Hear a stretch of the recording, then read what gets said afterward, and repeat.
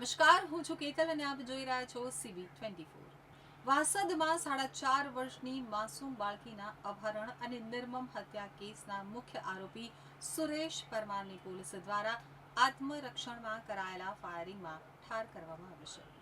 Borsad rural police દ્વારા ધરપકડ કરાયા બાદ જ્યારે LCBની ટીમ આરોપીને આણંદ લાવી રહી હતી ત્યારે તેણે ઉલટી કરવાનું બહાનું નીકાળી અને વાહન રોકાવ્યું હતું અને અચાનક જ પોતાની પાસે છુપાવેલ ચપ્પુ વડે હુમલો કરી 2 પોલીસ કર્મચારીને ઇજાગ્રસ્ત કર્યા હતા। વાસદમાં 4.5 વર્ષની માસૂમ બાળકીના અપહરણ અને નિર્મમ હત્યા કેસના મુખ્ય આરોપી સુરેશ પરમારને પોલીસ દ્વારા આત્મરક્ષણમાં કરાયેલા ફાયરિંગમાં ઠાર કરવામાં આવ્યો છે। તો બોરસદ રૂરલ પોલીસ દ્વારા ધરપકડ કરાયા બાદ જ્યારે LCBની ટીમ આરોપીને આણંદ લાવી રહી હતી ત્યારે તેણે ઉલટી કરવાનું બહાનું કરી અને વાહન રોકાવ્યું હતું અને અચાનક જ પોતાની પાસે છુપાવેલ ચપ્પુ વડે હુમલો કરી 2 પોલીસ કર્મચારીને ઇજાગ્રસ્ત કર્યા હતા। તો PSI રાણાની વારંવારની ચેતવણી છતાં આરોપી ન અટકતા પોલીસે સ્વ બચાવમાં ગોળીબાર કર્યો હતો, જેમાં 2 ગોળી વાગવાથી ગંભીર રીતે ઘાયલ થયેલા આરોપીનું સારવાર દરમિયાન મોત નીપજ્યું હતું।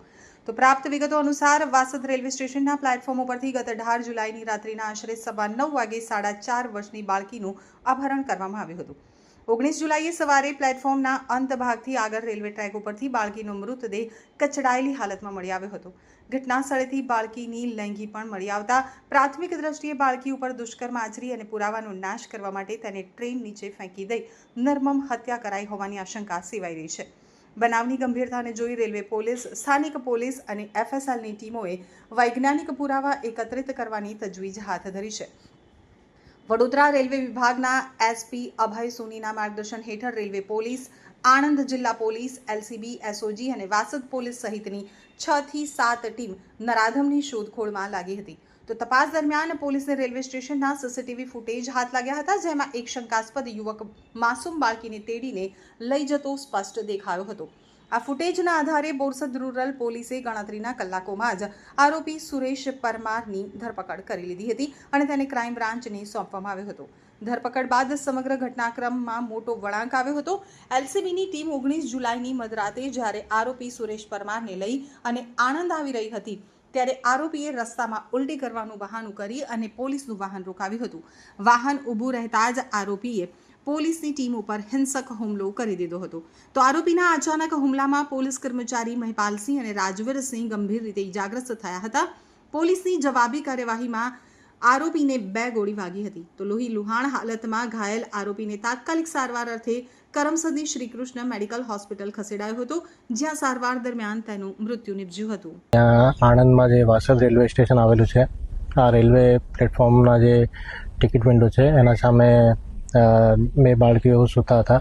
તો એક માણસ રાતના 9:15 આશરે અહીંયા આવે છે અને એક નાની બાળકી જે 4.5 વર્ષની છે એને પોતાની સાથે લઈ જાય છે અને પ્લેટફોર્મ જે એન્ડ થાય છે તે જગ્યા પર સવારે અમને જે બાળકી છે એમની ડેડ બોડી ટ્રેનથી એક્સિડન્ટ થયેલી મળેલી છે।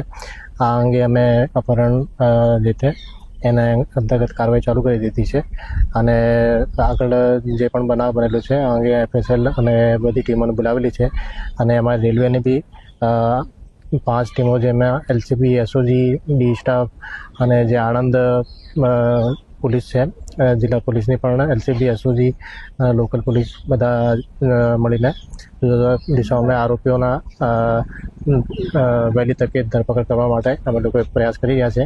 આરોપીઓના બધા ફૂટેજ અમને મળી ગયા છે અને આમાં બહુ